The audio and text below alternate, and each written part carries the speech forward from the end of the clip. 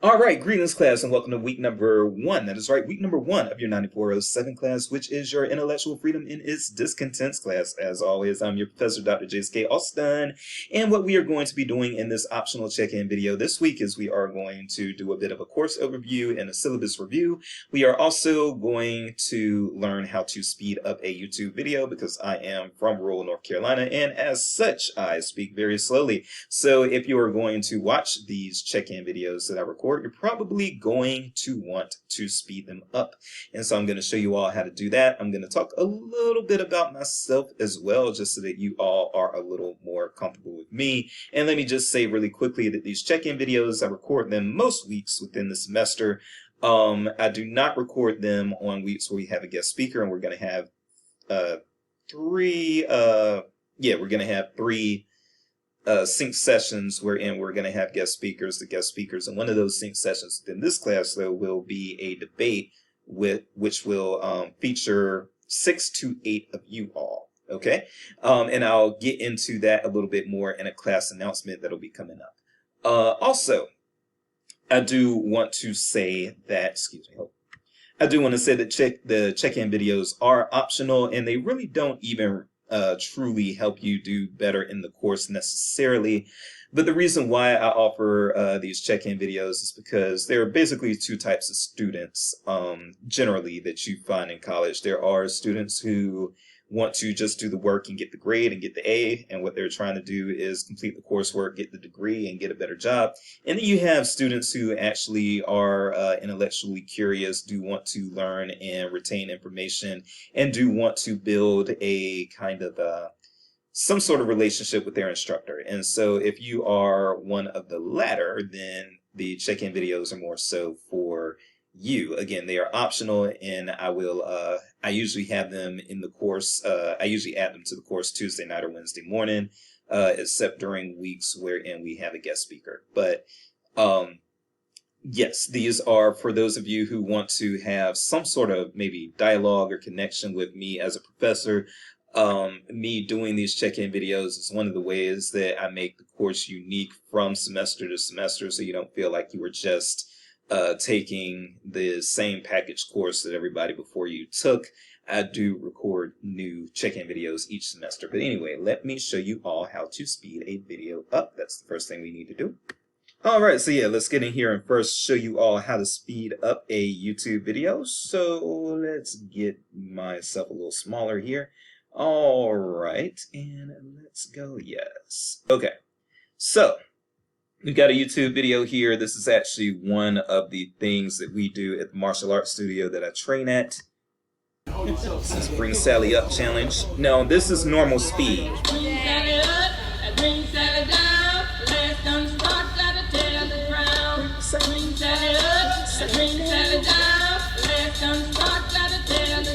Alright, so that's normal speed. Now, when you want to speed up a YouTube video, what you do is you go to this icon here, and this is a settings icon, and then you can just go to playback speed and toggle it. And usually you'll be able to understand me even if you speed up to a 1.5 or 1.75. So I'll show you what that looks like and sounds like.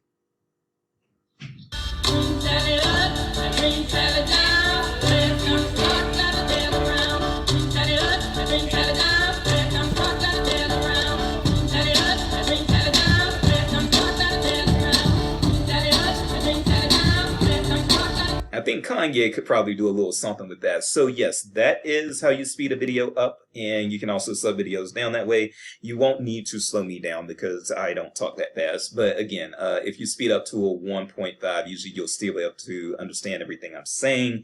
But that will get you through the video much quicker, and it'll be much less torturous. And I found that students also are able to maintain attention to the videos if they do that. So there you have it. And now we're going to get back into the course, and we are going to do a bit of a course overview / syllabus review. Actually, we're going to do the syllabus review first. As part of the course overview, we're going to do that syllabus review first, and then we are going to speak a little bit about the assignments and other items within the course. So let's go ahead and take a look at our syllabus. So this is the student view for the class that you are in, 9407, fall 2023. intellectual freedom and its discontents. And what we're going to do is go click the syllabus button here. So yeah, I answered to a number of things. Jason, Jace, Dr. Austin, so forth, so on. Austin, a lot of people even call me just by my last name, Austin. It is all good. I am currently in my office, actually, which is Miller Nichols Library, Kansas City, Miller Nichols Library on the campus of UNKC, room 122B, and that is in Kansas City, Missouri, 64110. And then also my email address is austinj@missouri.edu. The syllabus is subject to change, and likely in this class it probably will change at some point. But whenever there are changes made to the syllabus, because the syllabus is something of a contract, almost, that you all are agreeing to follow by being enrolled in this class, I do announce any changes to the syllabus that I make, and that way nobody's caught off guard by anything. So yeah. All right, let's see what else. All right, now when we talk about intellectual freedom, let's look at this course description, because intellectual freedom is very frequently held to be a fundamental value within librarianship, even though librarians at times do not necessarily seem to understand what intellectual freedom is. It seems like there's a lot of intellectual freedom for me, but not for thee, going on in libraries these days, and I will talk about that more as the course goes on. But librarians, for the most part, at least claim that intellectual freedom is one of the core values that they champion the most. So because of its importance, librarians must be able to define intellectual freedom theoretically and practically in order to completely understand what it means, and so that the practice of intellectual freedom can be defended. Collections, access, and services are all affected by how we define intellectual freedom. And as you are going to see, nothing about intellectual freedom is simple. This course is going to address the topic in principle and practice. And the one thing that I am going to say, and I've changed the syllabus accordingly, I inherited this course, I believe, in 2021. It was either 2020 or 2021. But whichever one it was 2020. It was 2020, my bad. I inherited this course in 2020, and I changed it a lot. So because I'm more of a practitioner type person, as opposed to a person who gets too caught up in theory. So there was a lot of theory in this class, a lot of intellectual freedom theory and philosophy, and you would have writers like I think, sorry, I was drawing a little blank there. We would have people like John Stuart Mill and others kind of giving intellectual freedom essays and that sort of thing for reading in this class prior to me taking it over. And then I determined, once I inherited the class, I liked what was being offered, but then I also thought that there was something a little more pertinent. To me, there wasn't enough real life scenario or potential real life scenarios in the class. So that has changed. And then also the class did not address the First Amendment and First Amendment exceptions. And that is something that I have found is very important in intellectual freedom, because a lot of people in library school are, for some reason, not library school at our program because I know better, but a lot of library school students are being told that hate speech is not protected speech in the United States. And it is. It is. And the amount of librarians who will get on Facebook and Twitter and all these other things and say that hate speech is unprotected, it's kind of embarrassing, because all you have to really do is ask them what case law has made hate speech unprotected speech, and they have no idea. Whereas there is actual case law, and we're going to talk about this in this class, there is actual case law that makes the First Amendment exemptions exempt. So, for instance, when we talk about fighting words, Chaplinsky versus New Hampshire is the court decision that established that fighting words were unprotected speech. And there are other forms of unprotected speech, including true threats, libel, and there are a few others, obscenity. But we're going to go over all of them in this course. And for anyone who's wondering why I would be qualified to share information like that, I did take First Amendment / media law class at the University of South Carolina, taught by former attorney, now retired, Jay Bender. And so I learned about First Amendment exemptions through that course. So I have taken a law school course on this stuff, so that's why I am able to teach it, just so you know. But yes, hate speech is protected speech. Now, we are going to have a debate as to whether or not hate speech should be protected speech, but it is. At the moment, it is in the United States, but not in Europe, and we will talk about that too a little later in the course. So, course objectives: understand the philosophical background and constitutional implications of intellectual freedom. We are going to be more focused on constitutional implications in this course as opposed to the philosophical background. But again, I have found that that's where the point of need is. The point of need is that librarians need to be taught what the First Amendment does and doesn't protect. Critique the entirety of the thought on intellectual freedom and librarianship and beyond. Realize the kinds of challenges that can arise and the reasons people give for them. And we are seeing a lot of book challenges these days. And then understand the position of and the demands on the librarian regarding intellectual freedom. We do not have a textbook in this class. Course policies: participation. Your regular participation in the discussion board is required. I believe that we have we have 15 discussion board weeks as indicated in the syllabus. And so the discussions are going to be, let me scroll down real quick just so that I don't tell you wrong. They're going to be worth 32 points within the class, and that's going to be 30 points for the 15 discussion board weeks. Basically, each week you are going to do an original post, and that will be 1 point, and then you're going to respond to at least one classmate, and that will be 1 point. So that's how you have 2 points each week for 15 weeks for 30 points. But then in this course, I also give 2 points for doing the intro post, and then also for responding to a classmate's intro post. Okay.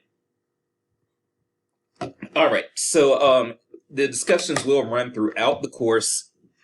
If you want to take the weekend off and simply finish posting by Friday, it's really just that simple. What I am hoping is that all of you will have your original post up by Wednesday night. However, I know that that's not always possible. Again, I know that that's not always possible. Don't worry. I don't put grades actually into the system until the Monday after the Sunday that something is due. So, even though the syllabus does encourage you to have your post up by Wednesday, your original post, and then to respond to at least one classmate by Sunday, truth be told, if you get everything up on Sunday, you're going to be fine. I'm very flexible with this. The only reason I have this language in there is because it does help with the flow of the class. If everybody waits until Sunday to post, then there's not anything for people to, like, let's say that everybody but one person waits until Sunday to post, and that one other person posts on Wednesday. That other person may not be available Sunday, but if they come back on Saturday, if everybody else is waiting until Sunday, then they don't have anything to reply to, so they can't get their points. So that is why that language is there. If people are getting stuff up by Wednesday, then there is stuff to reply to. It's really that simple. But again, I'm flexible with that. Life is going to happen to you all. There are going to be weeks where you're sick or where you have an obligation. You had to work. Your kid has something going on. You got arrested. A death in the family. You got married. You had a pet die even, or something like that. Whatever the case may be, one thing that you can always do is talk to me. You can always drop me a message and we'll discuss things as far as, especially before assignments are due. Please think about before assignments are due. But before assignments are due, if, for instance, you contact me, or discussion boards are due, if you contact me and say, hey, Dr. Jace, I'm getting married on Saturday. Do you think that I can have a few days extension so that me and my spouse can enjoy our wedding weekend? Yes, I would not require you in a situation like that to have a response and a post up by Sunday night. I would give you an extension, and I'm just human that way. You know what I'm saying? I want you all to enjoy your lives, even though you're in school. I know that things don't always go together, but yes, even while you're in school, I want you to enjoy your life. So yes, if you are going to take a weekend to get married, or if you're actually on a vacation and you plan that vacation a while back and that sort of thing, you know, just talk to me and I will give you extensions as needed if I think the situation calls for it. All right, let's keep going. So Late work will be automatically lowered by 25% each day, except discussion boards. The day after I grade it, if you don't have things up, then there are going to be no extensions granted. If you want an extension on the discussion board, unless you had something really, really strange or bad happen, then you need to tell me about discussion board things prior to the due date, prior to Sunday. Okay. But for other assignments, if you're a little late, like if you are a day late on a written assignment and you let me know why and you had a valid reason, then I might not take the 25 points off. So just talk to me. That's the key thing that I want you all to remember there. Talk to me. Communication. That's what's going to get us through here. Okay. I realize that you all have lives and I am willing to work with you. Grading and feedback. I try to get work graded and back to you within 3 weeks, but it doesn't always work like that. I have a lot going on, as does everybody else, and to show for it, sometimes yes, things get back late as far as grading. There are a few ways to ensure that you receive all communication from me. You can follow these steps. Basically, one thing that I want you all to know, though, is that reading the announcements is required. I repeat, reading the announcements is required. That is not optional. Now, accessing optional content within the announcements, that is optional. But reading the announcements is required, and that's my key way of getting information to you all. You all are adults, so I am going to let you know right away. You're adults, and I'm expecting you to act like adults. I'm not going to be following behind you all saying, hey, you haven't turned in this, you haven't turned in that. No, my college instructors never did that for me. I'm not going to be doing that for y'all. If you want to have a good grade, you do need to be responsible. You do need to talk to me, okay? Talk to me when things are going wrong and preventing you from getting things done on time. And if nothing is going wrong, then I'm expecting things to be done on time, okay? But yes, read the announcements, and the announcements will help you keep up with the course and not fall behind on anything. As far as grading, we do use a 100-point scale. We've already talked about the discussions. Those are 32 points total. 7 points for your midterm examination. That'll be once we get finished with all the First Amendment stuff that we'll be doing for the first few weeks, First and 14th Amendment, honestly. 15 points for 15 points total for sync session attendance. I'm sorry, not appearance, attendance. We have 3 sync sessions, and each is going to be worth 5 points. 14 points for your band book report discussion post. We'll talk about that in a bit later in this video. 20 points for your final paper, and then 12 points for your intellectual freedom project, which is actually going to be your advocacy letter. Scale. 93 or above gets you an A. 85 to 92, B. 75 to 84, C. 74 and below, F. We do not give D's in graduate school. Me, as a professor, I reserve the right to award pluses or minuses depending on exceptional effort or exceptional lack of effort in any letter grade range other than the F range. So if you earned a B, but I felt you worked your heart out and still just got that B, you might get bumped up to a B+. By the same token, if you do get an A, but you still manage to do the bare minimum to get the A, I might take you down to an A-. So I reserve the right to use those pluses and minuses as I see fit. As far as due dates, we do, again, have 3 sync sessions. One will be on September the 26th. One will be on October the 24th, and one on November the 28th. So as you can see, within this class, we actually, it'll be over a month before you have your first sync session.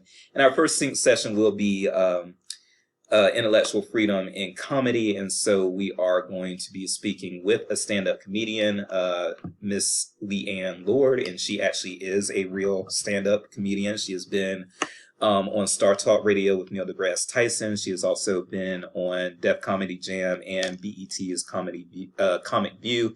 She spoke to the class last year, fall 2022, and they enjoyed her a lot, so we're going to be bringing her back. Discussion board prompts, they are throughout the semester. The First Amendment exam is going to be due on September 24th. Your band or challenge book report on October the 22nd. And your advocacy letter is going to be November the 17th, and the final paper will be December the 11th. Now, I spoke about a debate. Again, if you are, I'm going to call for volunteers for the debate. I'm going to need a total of 6 to 8 people, and we will, the topic is going to be, whether or not hate speech should or should not be protected by the First Amendment in the United States. So there will be a pro side and a con side, and again, we will, what I'll do is do a call for volunteers, but if I don't get volunteers, then I will actually draft people to make up the amount so that we do have 6 or 8 total people. Those who do not do the debate will have to do the final paper, but for those of you who do the debate, you will actually get 25 points total for participating, unless your classmates say well, not your classmates, but your teammates on the debate, unless they say that you didn't really participate or help. Then you might see some penalties, but otherwise those who volunteer for the debate will get 25 points out of 20, and then those who do the final paper will get a maximum of 20 out of 20 points there. So that'll be 100 total points. All right, if you have any tech issues, please reach out to the help desk at Missouri.edu, or you can call them 573-882-5000. There is a toll-free number for those who are out of the area code range, but these days, a lot of people, I would say probably most people, have cell phones with long distance calling included. I'm going to skip the COVID stuff, and a lot of this stuff that we're in right now is just boilerplate. You'll find it on every syllabus in CISL. So I am going to scoot through it fairly quickly because you've probably seen it in other classes. Academic integrity. Please don't cheat. Please don't plagiarize or anything like that. Please don't do anything that's going to have me fail you in the course and have you sent to the Office of Academic Integrity. Okay. Academic inquiry, course discussion, and privacy. Now, I am going to make a big deal here as far as saying this is an intellectual freedom course, you all. So we're going to be talking about controversial stuff. And I'm going to be saying controversial things. And I'm probably going to be cursing. You're probably going to hear shit a few times. You're probably going to hear ass a few times. You're probably going to hear damn a few times. That's just how this goes because it's an intellectual freedom class. And we are talking about freedom of speech and freedom of expression in this course. But what you all cannot do is I will automatically fail you if you share something that one of your classmates said out of this course. Being in this course, you agree to not share things that your classmates say outside of the course, and they will not do that to you. That is our agreement. What happens in the classroom stays in the classroom.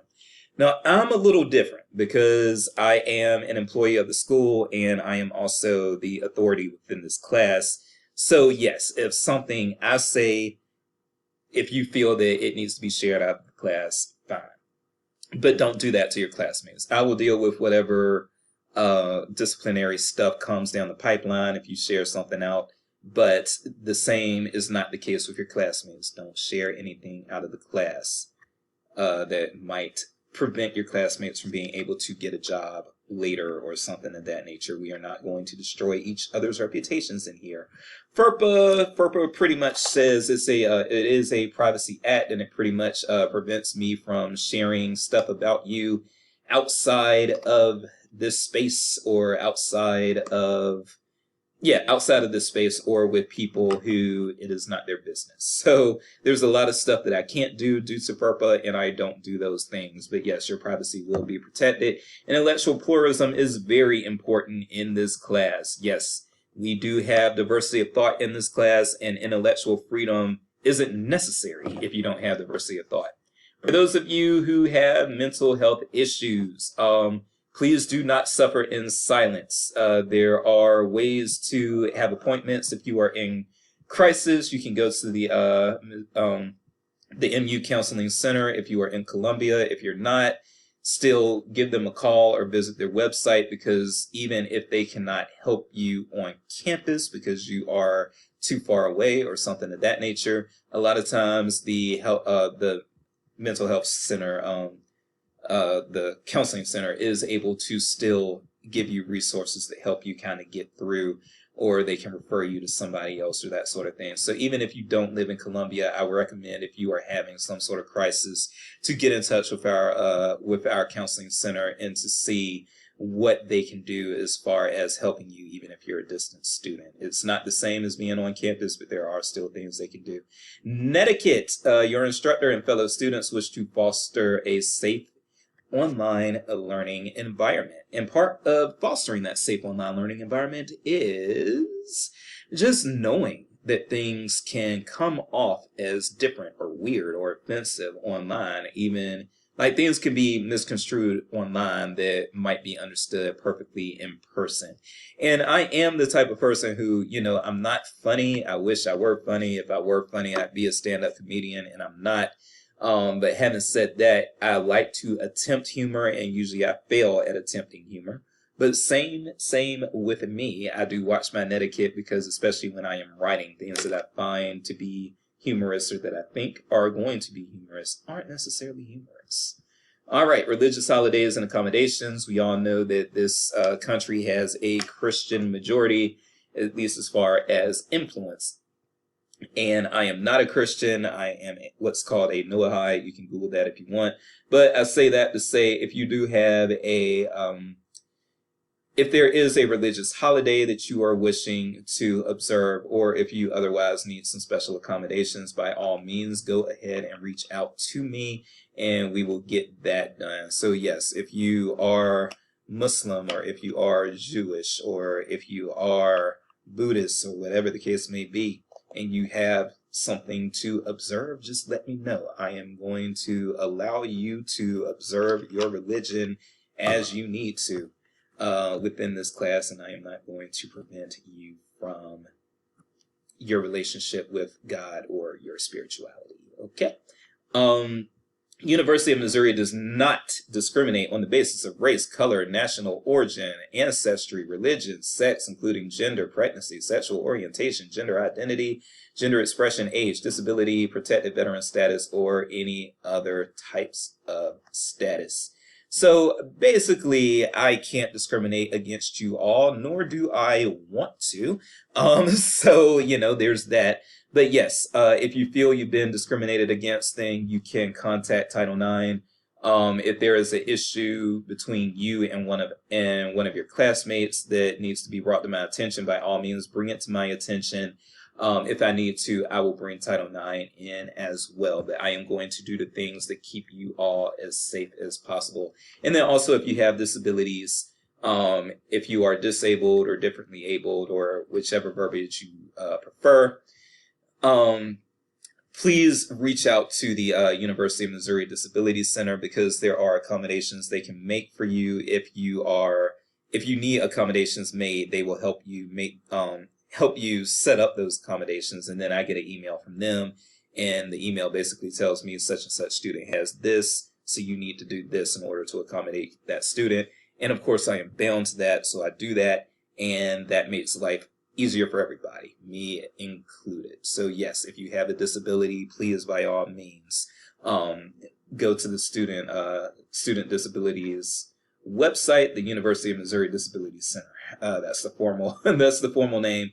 Go to their webpage and help them help you establish an accommodations plan. All right. So that is the syllabus. Let's go ahead and look at our announcements real quick, and then we'll look at assignments after that. So announcements. I do want to just go over the announcements real quick, the ones that are already in the class. First of all, there is a free webinar coming up hosted by the University of Maryland, and that is the Safeguarding Intellectual Freedom webinar, slated for, that looks like it is, yes, it is a week from today. It's next Tuesday. And there is a lot going on with intellectual freedom, especially from the political right. And when I say that, please know that I'm center left, but I'm not a far leftist. So I'm more of a moderate. I would say I'm a moderate liberal, but I say that just to say, when I say that these attacks are coming from the political right, it's not me trying to defame the political right is just it's just the truth. That's where a lot of these challenges and things are coming from. They're coming from the political right these days, but they can come from the political left in the future, and they have come from the political left in the past. But yes, there are a lot of attacks against intellectual freedom right now, as well as attacks against the American Library Association, individual libraries. I'm not going to get into anything regarding the ALA president. She and I do know each other. I'm going to leave it at that. Okay. We have a guest speaker, and the guest speaker is, well, we have a slate of guest speakers, I guess you should say. But these are our sync sessions. And so on September the 26th, when I said we have a guest speaker, this is what I meant. We have a special guest speaker, and that's going to be Miss Leanne Lord, who is a stand-up comedian, and she is going to be speaking on intellectual freedom and comedy. This is her website. Again, she has actually been on real television shows. She's not just some amateur comedian that I found locally. She is somebody with a national profile, okay? And she is also a published author. She won a Humanist Award back in 2019. She's got some things going on, and she's very and she's followed by Barack Obama. That's definitely something I can't claim. So yeah, she's got some things going on, and I think you all will enjoy her. Our class last year did.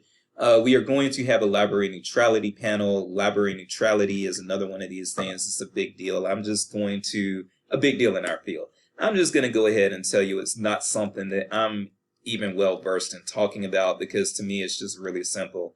Libraries are not neutral because I think that very few, if anything, few things are neutral. Maybe nothing's neutral, but any government entity, I feel, has an inherent duty to serve the public good if it is subsisting through public tax dollars, right? So libraries can't be neutral, in my opinion, really for that reason, okay? But that is a big topic, library neutrality, and we will have even a library neutrality module. So that's something that, and I'm going to have a panel of librarians for that. We are going to also have a hate speech debate. That is going to be you all will be participating in it. Again, that's where I'm going to draft 6 to 8 students to be the debaters. There will be 2 debate teams, one that's pro hate speech protected by the Constitution and one that is anti-hate speech protected by the Constitution. And like I said, each team will have 3 or 4 people for a total of 6 to 8. And an announcement will be coming about that very soon. Finally, this announcement here, welcome to Intellectual Freedom, has some stuff in it that you just need to know right off the bat. So this week's check-in video was actually on time, but there was a possibility that it wasn't going to be. Anyway, you can buy the Intellectual Freedom Manual if you want. I will also say, though, that there's an older edition of the Intellectual Freedom Manual that is still useful, and it is offered for free through the Mizzou Library. And when I say it's an older edition, the 9th edition came out in 2015, so it's still less than 10 years old, and this is free. Previously, they did make the students in this class buy the Intellectual Freedom Manual and buy the latest one, and I just don't think that's necessary. We can talk about these things without you having the Intellectual Freedom Manual. And so the older edition of it that you can access through our library without paying for a book works perfectly fine in that instance, honestly. Okay? Try to build network and community with one another. I'm not where I am because I'm smart. I'm not where I am because I'm handsome. I'm where I am because I was more willing to talk to people than some other people that I went to school with. It's really just that simple.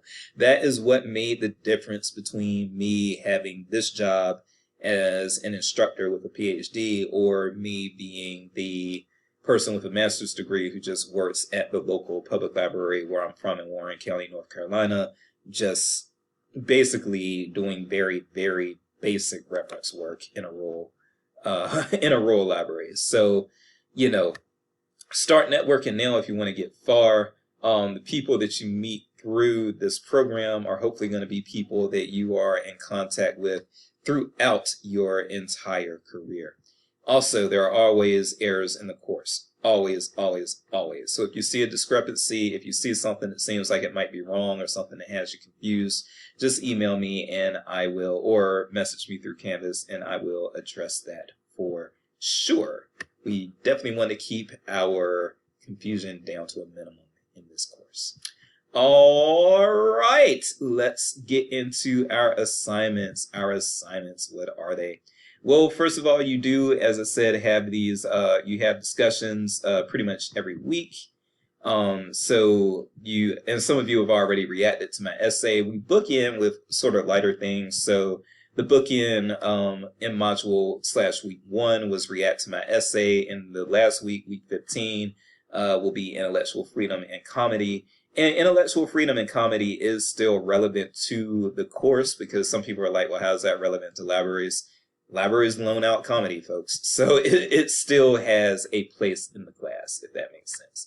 Assignments, aside from the discussion board posts, or the weekly discussion board posts, I should say, will include, let me get to that banned book report.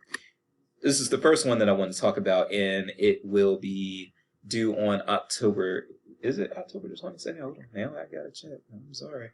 Again, I want to make sure my dates are, oh yeah, it is. I want to make sure that my dates are consistent here, that's all. So yes, your ban and challenge book report. So every one of you, I think, has been assigned a book that has been banned or challenged in the past from libraries. And what you do is you basically just write a little book report. So the prompt is here. You will answer some questions here. Don't do this in Q&A form. Please look at the prompt and do exactly as you're being told. I want these in essay form. I want them to look like more like a blog post. I don't want them to look like an interview or look like you were just answering these questions as a Q&A, okay? But do an essay, and the essay is going to be on basically the history of this book. Why had it been challenged? Is it still being challenged today? What were the reasons, who was leading the challenges, so forth and so on, where was it challenged? Doing your basic who, what, when, where, why, and hows like a journalist is going to get you through most of this assignment. And the assignment is worth 14 total points, 8 points for giving thorough answers to each question listed in the prompt at some point in the essay, 3 points for spelling, grammar, and overall English use and cohesiveness, and 3 points for proper usage of APA. Now I'm going to scroll down. First of all, if you do want to trade, what you can do, or if you do want to do a different book, what you can do is just reach out to me. We have fewer students than we did last time around because I was letting in a bunch of people over cap last time around. But this time around, I do have 4 books that are unassigned that I had assigned last time around, so you just see them as available. And then also, if you've read something that you would like that you know has been challenged and you'd like to do a banned book report on that instead, first make sure that nobody else is assigned that work, and if nobody else is assigned that work, then you can go for it. And then I've got a sample post here. You don't necessarily have to follow this sample post. The sample post is just used as an example. By the way, you will see a lot of stuff in the modules written by James Rich. Let me just say who that is now so that you're not like, who the hell is James Rich and why am I reading all this stuff by him? So James Rich Jim Rich was in the first iteration of this course as I taught it. And that was back in 2020, like I said, fall 2020. And James has an actual law degree, whereas I don't. I don't have a JD. I did take a law class, but I don't have a JD. Jim has a JD. He actually does now work as a law librarian, I believe, for UNLV. And so his discussion board posts, and just phenomenally smart, maybe one of the top 25 smartest people I've met in my entire life. I'm not kidding. Just genius level intelligence there. But I say that to say that this was a guy who, because Jim had the JD and he knew legal research and those sorts of things, he was really, really good at answering some of the questions in the discussion board prompts. And so I was like, yo, Jim, after the class was over, I was like, can I please use your comments for future classes? And he was like, sure. So yeah, he allowed me to use this essay and use other discussion board prompts that he had put out for learning in this course. And it's been very, very, very helpful. But I wanted you all to just know who he was so that you're not thinking, okay, I have no idea who Jim Rich is, and Dr. Jason's making us read a lot of stuff by Jim Rich. Well, Jim Rich was in your shoes at one point, so that's why hopefully Jim's writings will be relatable to you. We will have that First Amendment examination, which will be due on September 24th. 7 questions worth 7 points. It will be open book. If you want to keep a tab open, I think that what I would recommend, and let me actually scoot this up so I can show you. What I would recommend is that you have a tab open with the quiz and then open up a different tab.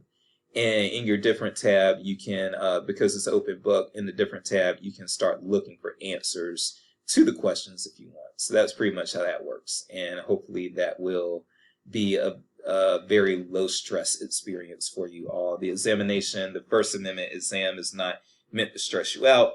It's really just meant to make sure that you have absorbed the knowledge. Okay, advocacy letter assignment. We are almost done, you all, and thank you for hanging in, and I hope you have sped this up. But on November 17th, what you will have to do is turn in basically an advocacy letter. And this will be worth 12 points. And what you will do is you will identify a public intellectual freedom controversy, preferably one in libraries, and write an advocacy letter confronting the situation. The controversy could be a book banning situation. It could be a meeting space controversy. It can be a controversy related to a building expanding or closing a library, etc., etc. But it has to be some sort of intellectual freedom controversy. And what I want you to do is take a side. You don't necessarily have to, if it's a book ban issue, you don't necessarily have to take a side against the book ban. Most librarians do that, but that's not what you have to do. But take a side, whether it is for or against the book ban.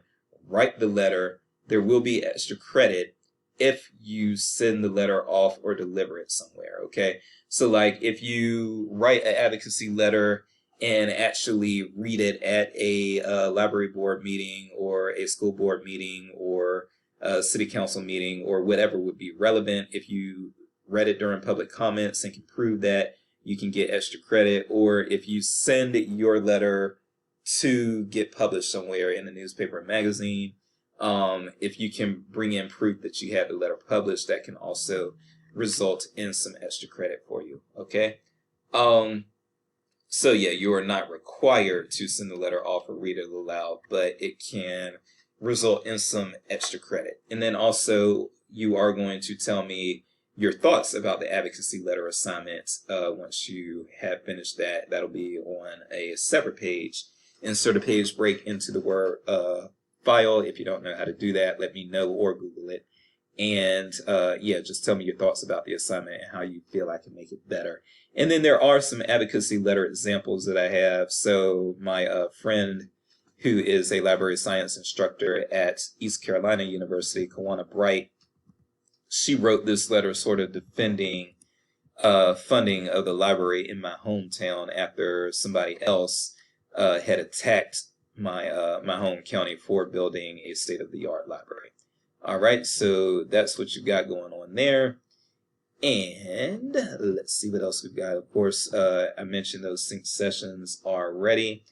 The final paper is basically you writing a position paper on an intellectual freedom controversy, but it's going to be a term paper. It needs to be very inclusive and 7 to 10 pages, double spaced. Again, those of you who participate in the debate will not have to do that final term paper, okay? And so that is, I will go through the modules real quick, but that's almost pretty much it as far as the course overview. Let me just say what our topics are going to be in the modules, and I'm going to keep that kind of basic so that we can just keep going and this video doesn't get too long. All right, so week 1, we're talking controversial speakers on campus this week, and you will respond to my Medium essay. Week 2, we're getting into the basics of the First Amendment as well as the 14th Amendment. So, as you all know, the First Amendment protects freedoms of speech, freedom of religion, freedom of assembly, etc., etc.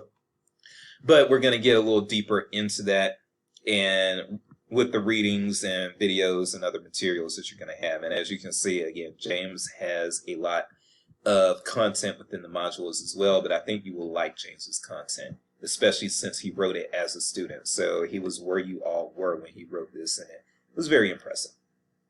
Week 3 is when we're going to start First Amendment exemptions. Obscenity, child pornography, fighting words, and true threats do not have First Amendment protections. Week 4, defamation, blackmail, and incitement to lawless action do not have First Amendment protections. And we'll talk about some of the case law that established that, as well as a few other things. Week 5, hate speech is protected. Again, somebody is going to tell you at some point that hate speech is not protected by the First Amendment. They're wrong, they don't know what they're talking about, and you're going to be able to tell them that after you go through the materials in week 5. Week 6 is going to be the library neutrality week, and so we are going to speak about that. There are a few people who say libraries are neutral within the field, but most librarians say that libraries are not neutral. But then once you get outside of librarianship, as far as lay people, a lot of lay people outside the field are adamant that libraries should be neutral. So it's a whole thing. Week number 7, book banning and challenges part 1. This is general and historical. But week 8, book bans and challenges part 2, recent developments in the age of MAGA. And we are going to speak a little bit about that. This course does have a bit of a left-wing bias. I am going to go ahead and admit that. But the course does not actually follow my politics to a T. I am here to teach what I hope is good intellectual freedom class, not here to indoctrinate you with my own political views. Week number 9, intellectual freedom in juveniles. Big deal, big deal, big deal. Week number 10, meetings, rooms, exhibit spaces, and programs. You're gonna learn through Googling about the Seattle Public Library controversy from a few years ago, and it really was a big controversy. Those were painful times. Week 11, we'll talk about patron and user privacy and confidentiality, and that includes all of you have heard this probably already before, but if you haven't, then yes, if the cops come and ask you for a patron record, don't give it to them without them having a warrant. That is one of those things that comes with patron user privacy and confidentiality. Filters and filtering are going to be our topic on week number 12. Week number 13, we're going to talk about libraries, and self-censorship. It is a thing. Week number 14, collection development and management concerns. And then we close the book in with intellectual freedom and comedy. So those are all the topics that we are going to cover. We're not going to spend a whole lot of time talking about old white men and their philosophical beliefs, but again, we are going to speak a lot about what is and isn't permitted within the First Amendment, or rather, I should say, not permitted, but what is and is not protected in the First Amendment. That is a better way to put that. Okay, so that is that. The last thing I want to do before we close out, and again, I hope you sped this up.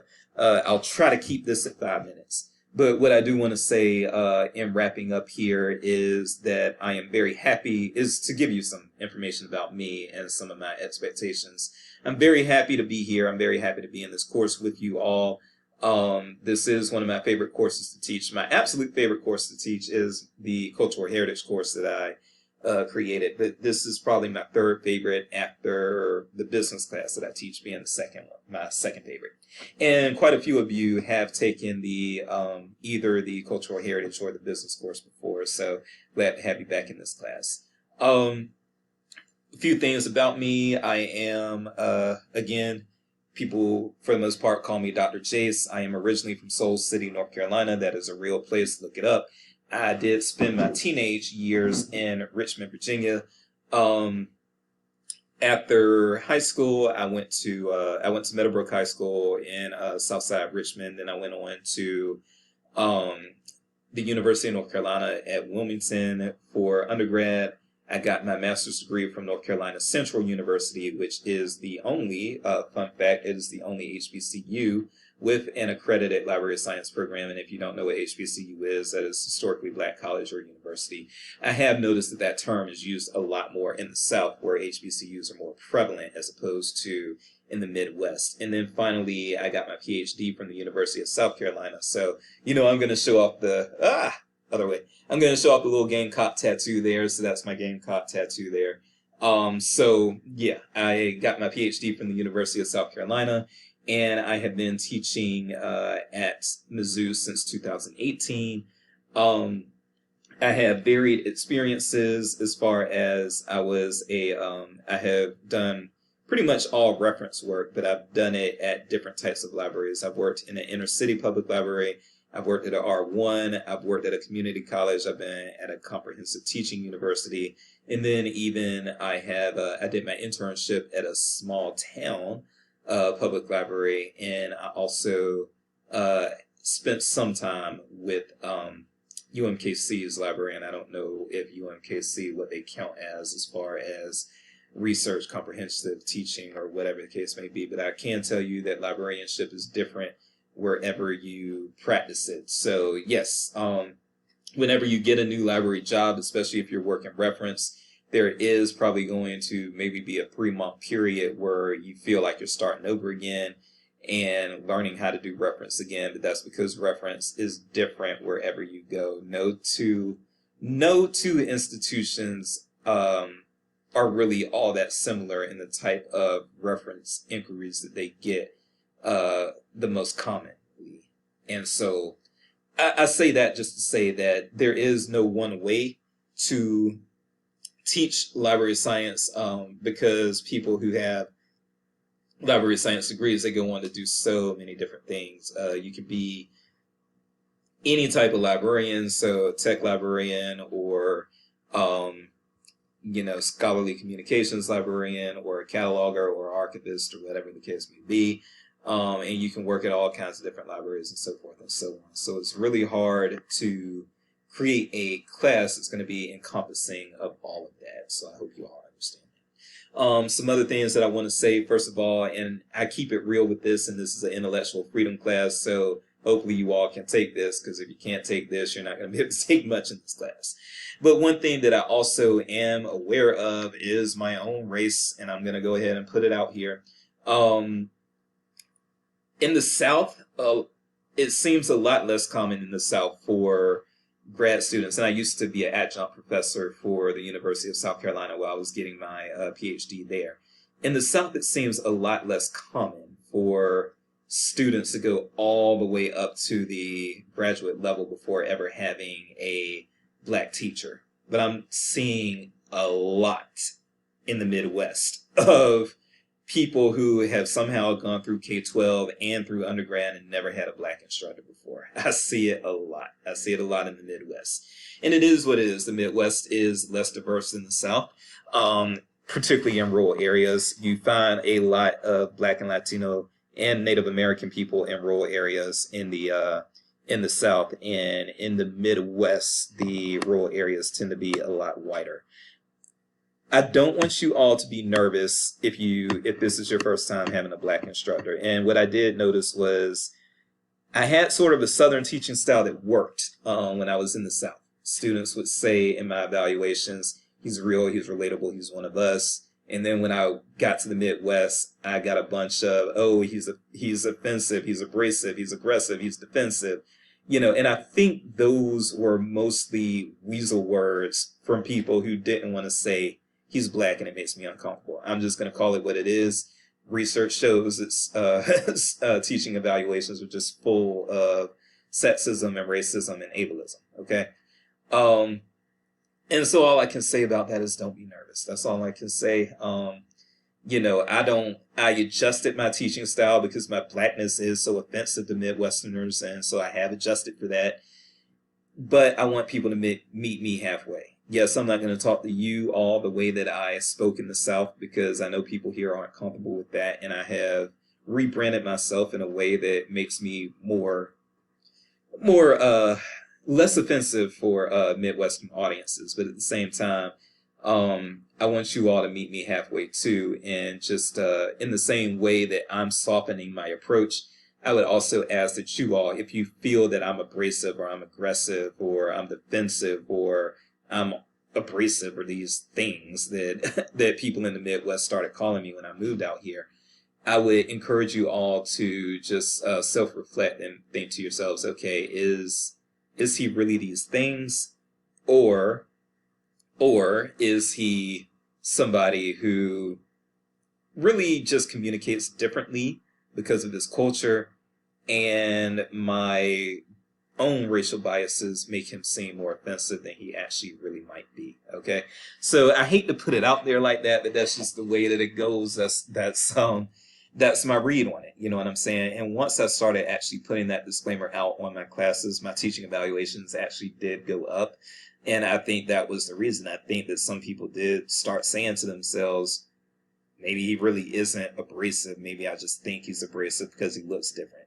You know, and so those are some of the things that I want you all to be aware of and to kind of self-police yourselves on, because my thing with that is, this is a good experience for you. If you have not had a black teacher before and you're not used to black people being an authority, there is a chance that you are going to have a black supervisor or administrator at a library you work at one day, or there's a chance that you're going to have black coworkers, so forth and so on. So if you're from a place that's not diverse, please know that you might end up in a place that is. And if you do, you're going to need to know how to communicate with and not be afraid of people who are different from you. Okay.